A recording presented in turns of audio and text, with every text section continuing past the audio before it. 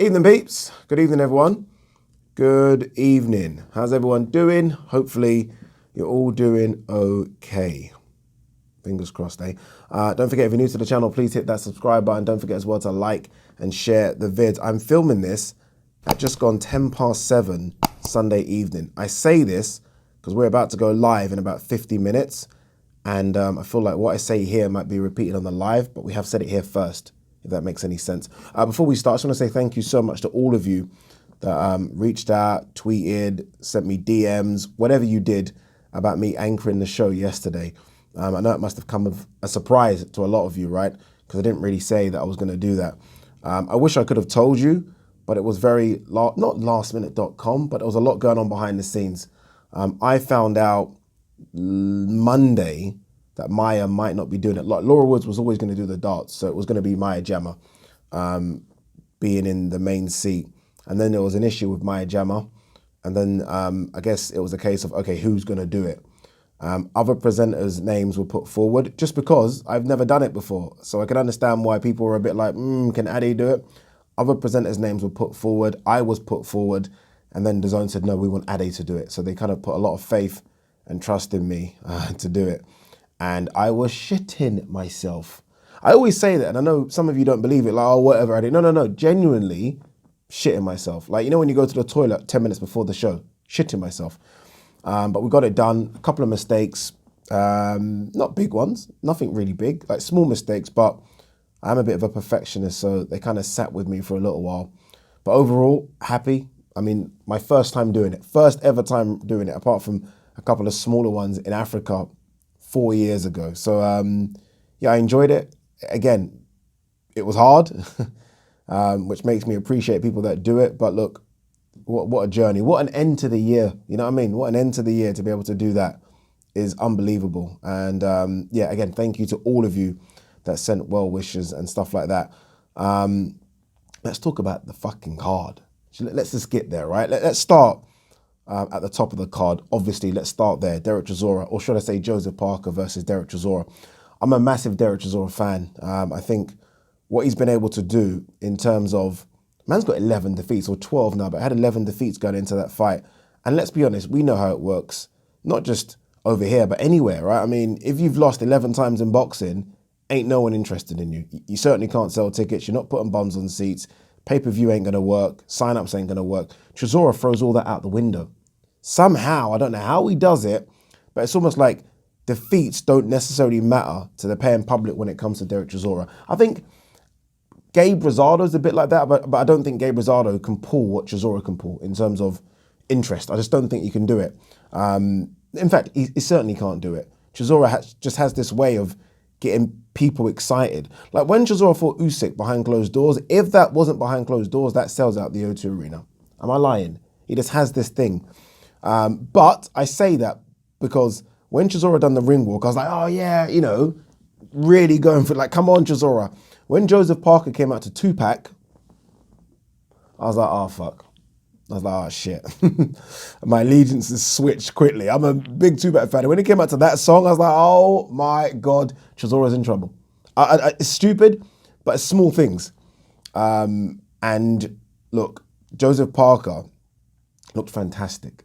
As much as this is a story about Chisora and the bravery and should the fight have been stopped and should he continue and all those things, and we're going to talk about those things, Joseph Parker looked fantastic. That's the best Joseph Parker I've seen. He was aggressive. His hand speed was really fast. Chisora's slow. So anyone with hand speed, anyone with good hand speed is going to look really fast with Chisora. But I did think that Joseph Parker's hand speed was good. He was spiteful when he needed to be. Like, I've always felt that Joseph Parker is just too nice. If he had a bit of that Dillian White or the Deontay Wilder, he'd be very dangerous because he's a big heavyweight who can punch, decent foot movement. So he's got, you know, he's got a lot to bring to the table. But I've always felt that he wasn't spiteful enough. Yesterday, he was spiteful. Yesterday, he was very spiteful. He looked really heavy-handed. His combinations looked good. He normally is a single, maybe two-punch combination guy. Yesterday, he did threes and fours. Threes and fours. He landed the uppercut at will. Chisora done that kind of peekaboo, kind of hands crossed thing that he's always done. Very reminiscent of Smoking Joe Frazier. But Smoking Joe in his peak, did it with a lot more movement, didn't he? Chisora even used to do it with a lot more movement. Chisora did it very slow yesterday, and he just telegraphed it all the time. And Joseph Parker just kept landing that uppercut. Literally rounds 1 to 12, kept landing it. Kept landing spiteful right hands. And he looked really good. I spoke to Andy Lee yesterday after the show. We did a piece for DAZN straight after the main event. We done like a little him and Tony Bellew, we done a little sit down. And I said, look, like, what next? And I said, that's the best we've seen. And he's like, look, there's still loads more to come. There isn't, and I said this, there isn't a lot of damage on Joseph Parker. He's only 29, and already in, 1.5 camps, you can say, because the first fight, he was only with him for 4 or 5 weeks. 1.5 camps, we've seen massive improvements. So he said, Tony Bellew asked, how far is he from like world title contention? And Andy Lee was very honest, and that's what I like. Andy Lee's really good. Andy was like, you know what, 2 more. And I said, look, what about the winner of Charles Martin versus Luis Ortiz? And he's like, yeah, that's good. And then maybe a Hrgovic, and then, you know, whether it's a Hrgovic / Joe Joyce, and then if you beat those, then obviously you're in world title contention. But I think he looked fantastic. I really did. Better than he's ever looked. So way better than Andy Ruiz fight. Better than Carlos Takam. He's a bit spiteful there. Better, honestly, better. For Chisora, I thought the fight should have been stopped. I honestly do. I think it was round 9 where he was getting pummeled in the corner, and no, I get it, warrior, I get all those things, but Chisora's future self isn't going to thank Chisora now for what he's putting his body through. Does that make any sense? Like Chisora at 60, where he's should be enjoying life, you know, with the kids, maybe grandkids, isn't going to thank Chisora for what he's doing now, because he's taken a lot of punishment, and the brain can't handle that, man. It can't handle that. I've seen so many fighters that have retired, and I'm telling you, the fighters that have taken punishment in their careers just ain't the same. It just ain't the same. And I think I was looking at Dave Caldwell, so I went ringside.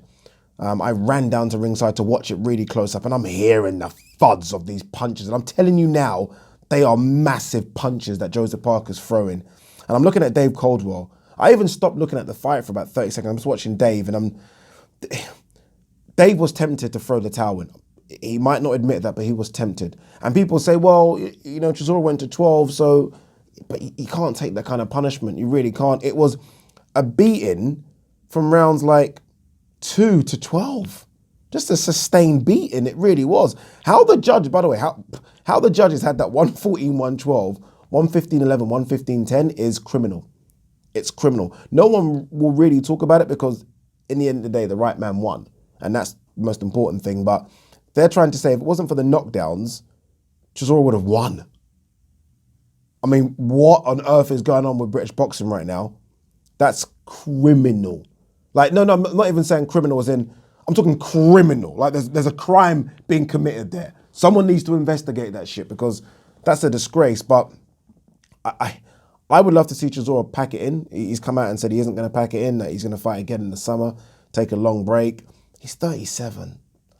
He must have made millions. I mean, he's okay, Chisora. Like, he's wealthy. He's made a lot of money. He's been in some big fights recently. Surely he's okay financially. Like, 12 defeats now. 12 defeats. Some punishing fights, by the way. Punishing. Both Dillian White fights, brutal. This fight, frightening. I mean, David Haye put him to sleep. Pulev hurt him. Fury second time round hurt him. I mean, enough's enough, man. Enough is enough. And I want to see him retire, because, you know, I love Chisora, and I don't want to, again, I don't want it to be in 10 years' time, because these things aren't immediate. You know what I mean? Like, everyone said, oh, he was okay. Yes, people, idiots. People are like, oh, he's okay. Look, he's in the dressing room talking, eating cheeseburger. These things don't just happen immediately like that. It's a slow burn. I mean, you go and watch documentaries about people in the NFL of CTE. It's not immediate. It's 10, 15, 20 years time that you start to really see the effects. And I just want Chisora to just live, you know, life as a happy old man, fucking, you know, doing what he does. That's what I want, doing what he does. But look, great fight. The crowd were incredible. Respect, the British boxing crowd's incredible. Because when Chisora was hurt and it looked like he was done, the crowd just made a noise. And Chisora just swung back like, no, we're not going out like this. And what round was it where he was really hurt and he started swinging in the last 20 seconds? He thought, oh, fuck it. If we're going to go out, we're going to go out on our shield. And then he just screamed and said, war, warrior, war. And I was like, oh my God, this man, there needs to be a British Boxing Hall of Fame and he needs to be right in there. He needs to be right in there because, again, you look at the record and you think 12 defeats. It doesn't tell the true story of him. It really doesn't. Chisora is incredible. He really is. Look, we're going to talk more. We're going to do so many videos throughout the week in the lead up to Christmas. So make sure you stay tuned. We'll talk more about that. Jack Cullen, Kevin Sadjo. Look, there's always going to be a bit of a stretch for Jack Cullen. It's been a decent ride, hasn't it? I mean, John Doherty, then Avni yielded him, got himself a European title shot. It wasn't even supposed to be Kevin Sadjo. And I think that's the unfortunate thing. Kevin Sadjo is southpaw. He was training for an orthodox fighter. He was doing well in that fight as well. You get caught with a body shot like that, I think it broke his rib. Good luck. He got up, but there was nothing there. There was nothing there. I don't know why everyone was so upset with the guy doing press-ups either. I mean, I've seen Hopkins, I've seen so many fighters do those things. He won. It's a big fight for him. European title fight away from home. You know, hostile territory, and it really was. Jack Cullen had some fans in there, you know. They made a lot of noise for him. They obviously travelled from Bolton, which is what the M61 to Manchester, which isn't too far. But look, he'll come again. Hopefully, sort of the story continues. There's so many fights at domestic level. I do wonder if he might jump up to light heavy. 6'3". I know it's not just about that. Like if he could make 168, stay at 168. He used to fight at 160. Felix Cash beat him. I remember that stopped him. So yeah, look, he's there. What else was on the card? Lerone Richards versus Carlos Gongora. Wasn't the fight I thought it was gonna be. Look, still entertaining from a purist standpoint, but I can imagine a casual fan being like, because it didn't really get going, did it? It didn't at all. I expected a bit more from Gongora. From Lerone Richards, there were times in that fight where I was watching it frustrated, like, come on, just show them what you, like, really, come on, go through the gears a bit more, like, go. And I did think at times he was afraid to commit, to really kind of put a rubber stamp on that performance. Look, at the end of the day, he's beaten an unbeaten fighter and he's now the IBO super middleweight champion, and that's the main thing. But I think Eddie tried to drill this. And I think, look, when Eddie was saying this, I wasn't too happy Eddie was saying it like that publicly, but I think Eddie did it publicly almost to kind of try and light a fire up his ass. I don't think it worked. Like Lerone Richards was just there, wasn't it? I mean, Eddie was talking to Chris Lloyd and really having a go, and the camera panned to Lerone Richards and he was like that. Then Dave Caldwell had a little dig as well. He was like that. So I don't know if it's going to work. But the issue is he's very quiet and almost unassuming outside the ring, respectful, you know, all those things, which is good. It's good to be that. And he's very methodical in the ring, so it's nothing exciting, but it's very technical. That, unfortunately, doesn't put bums on seats. That, unfortunately, doesn't equal sign-ups. That, unfortunately, doesn't pay you the big bucks. It just doesn't. It just doesn't, unfortunately. That's boxing now. I mean, I don't want someone to become a trash talker. They're not a trash talker. If you can't do that, do it in the ring. So if you can't do the trash talk, the Conor McGregor, the Jake Paul, the Floyd, if you can't do that, the Jorge Masvidal type stuff, if you can't do that, fine. Not everyone can do that. But if you're a boxer and as good as Lerone Richards is, then you might need to start doing a bit more in the ring if you can't do the stuff out of the ring to sell the fight. Because it's going to be difficult to match him. And what Eddie meant by that is, I can't pay guys, you know, high six figures, £1 million to fight you. I can't, because I'm not going to get that money back. So it's not like Eddie can't find someone to fight him. It's Eddie won't be able to pay the people to fight him the right money, because they're going to want good money to fight Lerone Richards because it's a tough fight. So, yeah, it's going to be tough to see what Lerone does. Zelfa Barrett got the win against Bruno Torimo, I think, or Torino. Look, the size difference in that fight. I think Zelfa might be upset he didn't get the stoppage. Put Bruno down in round 3, and you'd expect him to kind of then really put the pedal to the metal and get a stoppage and a good stoppage, and then, you know, it was an IBF world title eliminate, and then you never know, you might jump the queue and who knows, you might get that shot. We've seen 2 Brits in that super featherweight division sort of on the fringes of a world title shot and neither impressed. Joe Cordina fought the week before in Liverpool, Zelfa Barrett fought this, and neither really impressed me, if I'm honest with you. Like, I look at that super featherweight division, you got Oscar Valdez, or you got Shakur Stevenson, who's miles above them. I don't know what Miguel Bichel's doing. There is talk about him going up to 135. So there's guys there, and obviously Ogawa now. So yeah, both of them didn't separate themselves. I do wonder if Eddie, a bit risky, I wonder if Eddie might match him up. Then there's other guys over here. Archie Sharp's over here. Who else is over here? Anthony Kakachi, who's really good. I love him. He's really good. He's over here. So I do think there might be a couple more fights domestically for both of them, Cordina and Zelfa Barrett, before they then sort of go. I do think so. So look, we'll see. Let's quickly go stateside. We'll do a lot more throughout the week. Again, just on some of the other guys on the card as well. David Nyika looked really good. New Zealand guy. So we'll do a bit more on that a bit later. But let's quickly go stateside. Wins for Gilberto Ramirez. Didn't look great. I mean, he looked, take that back. He got the job done. It was good. But again, it's not, no one's excited. Like, no one right now is at home saying, oh, I need to see Gilberto Ramirez versus Beterbiev. Do you know what I mean? Or I need to see Gilberto Ramirez versus Dimitri Bivol. And this is a guy that is now, 44-0. Former WBO super middleweight champion. People should be screaming the rooftops for him to fight another champion, but they're not. So when I say it wasn't nothing special or not exciting, that's what I mean. That's what I mean. So will it be interesting to see what he does. But scrap all that. Jake Paul's knockout of Tyron Woodley. Dude, I mean, I think that could be KO of the year. I really do. Because when someone's face plants like that, you're out. You know, you're gone. You have gone. His face, it was Paul Williams, Sergio Martinez. If you're too young to know what that is, go and just Google it. Do your Googles. It was an incredible knockout. And I mean, this Jake Paul thing continues. You know what? Jake Paul's run as a boxer is incredible. Again, I mean, this guy was fighting Deji 3 years ago. Deji. Do you know what I mean? Deji. KSI's, is it Deji? That is his name, isn't it? KSI's little brother. Look at him now. Physique's incredible. He's actually got boxing ability. I don't care what anyone says. There's boxing ability there. And that in itself is impressive. To learn how to box the way he does, which is technically pretty decent. Obviously, I'm not fucking saying he's a Cuban boxer, but it's technically very good, right? Even the way he set up that shot. Little feint first. Tyron Woodley drops his hand, bang. And he's clearly got power as well. So look, credit to him, man. He's talking the talk and walking the walk. And even the people he's calling out, he's not stupid. I mean, I know he did an interview saying he'll fight Canelo in a couple of years, whatever. That's bullshit. But Nate Diaz, Conor McGregor, Jorge Masvidal, smart. Like, be real. I mean, do you think Conor beats him? I'm not sure. Jorge. I think all of these guys now will look at that. And look, Tyron's not got great hands, has he? But all of those guys will look at that and think, I don't know, man. Whereas before, the only one that I think would 100% take the fight is Nate Diaz. If the money was right, Nate Diaz will fuck it. Like, Nate Diaz will take the fight. The rest of them, though, I don't know. He's a big guy.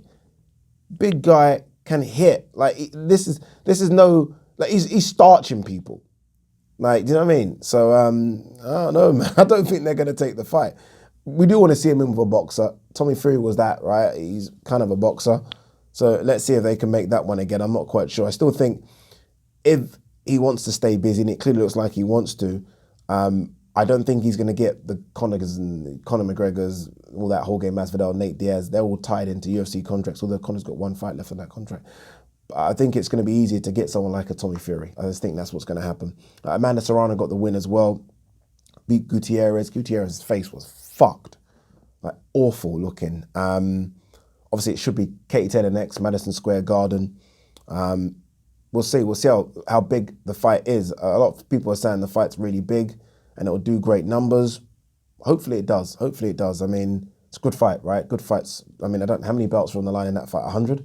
Something like that? I don't know. What's Amanda Serrano? 8-weight world champion? Katie Taylor's got every single bout, 135 pounds. So look, hopefully it happens and we'll see. We'll see what happens. It's a big payday for both. And I think both deserve it. Both have been fantastic servants for female boxing. So I think both of them deserve it as well. And I do want to see them fight each other before one of them gets beaten by a young upstart, because some of these young girls coming through right now are very, very good. Generation X fighters, right? Very, very good. All right. I saw this the other day. Have I got time? We're going live in 30 minutes. We'll get ready. Spence Ugas, title unification in play. Who's that guy? Stanionis agrees to step aside. So it looks like Spence Ugas, although the IBF did say Spence boots Ennis the other day. Crawford's trying to get involved still. I don't know what's going on, man. Like, I'm hearing all these things apart from Spence Crawford. Like, I'm hearing Spence Ugas, Spence Ennis, apart from the one we want, Spence Crawford. Fucking hell.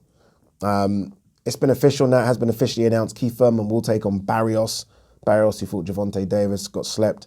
Barrios is going up to 147 pounds. It's going to be February the 5th. Fox pay-per-view.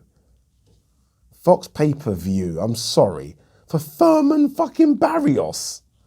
What is going on, man? What is going on? Anything else we have to talk about very quickly? There was a card. I haven't watched it. The Probellum card. Was it in Newcastle? I haven't watched any of the card yet. I don't know. We'll see. Jalion Love fought the other day. I didn't know who that. Like, he fought on the Paul Woodley undercard. Okay. Jeez, what weight was that at? Because he's been looking really big recently. All right, guys. Yeah, we're gonna leave it there. Just because we've got loads to get ready for the live. But yeah, again, much appreciated. Oh my God, Babbich. We didn't talk about Babbich. Babbich was, I thought that was it. It was done. I don't know what you do with Babbich, man. Obviously, there's a lot of talk about him going down to Bridgerweight. We spoke to him, me and Tony. He's like, he wants to go down to Bridgerweight to fight Oscar Rivas. Oscar Rivas would kill him. Oscar Rivas would kill Babbich. That version of Babbich that I saw anyway. No. I almost feel like, go down to Bridgerweight. I don't know if there are enough fighters in Bridgerweight, but you're not going to get Babbich first. Oscar Rivas first. It's just not possible. Oscar Rivas gave Dillian White hell as a heavyweight. So no, he's way off that. I mean, he's getting hurt by guys that we didn't even know, like Spillman, like even Mark Bennett. He gives away, yes, I know he gives away a lot, but even he's technically, surely he needs to be a bit better than that. There was hardly any body shots. Forget the jab. I'd love to know what the jab stats were. There weren't any jabs, so there's no point even checking. Look, I admit it was late notice, but that style of fighting, man, like what are they like? And I want to entertain the crowd. You're going to give yourself brain damage. You're going to give yourself brain damage, man. At least come on, Babbich. You're better than that. Just use a bit of boxing craft. Like, everything can't just be gun-ho like that. It can't. I mean, he's spoken in the past about fighting Hrgovic. Peace.